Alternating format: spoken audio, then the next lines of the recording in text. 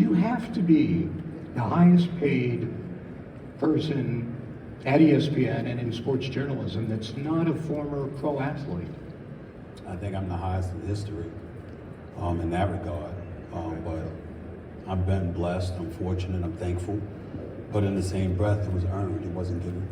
I had to produce in order to earn that. I mean, you achieve a lot of things when humility kicks in. And the reality is that while I can point to several things that led to my departure and, languishing it in terms of thinking it was unfair, at the end of the day, it fell on my shoulders. I could have been better, I could have acted better, I could have been more of a grown-up, I could have accepted more accountability.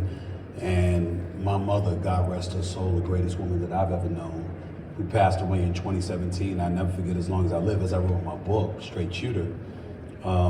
She gave me breakfast one morning, the weekend I was let go by ESPN, and with my eggs and my bagel and my hot tea, it was a handheld mirror on the tray. And I was like, what was this for? She said, I put it there because I'm wondering when are you gonna look at yourself? I don't wanna hear what your bosses did. I don't wanna hear who got on your nerves. I don't wanna hear whose other fault it was. Ultimately, I raised you to be accountable. And for this to come down on you and for you to look at yourself first. And the reality was I wasn't looking at myself. I was looking in every other direction.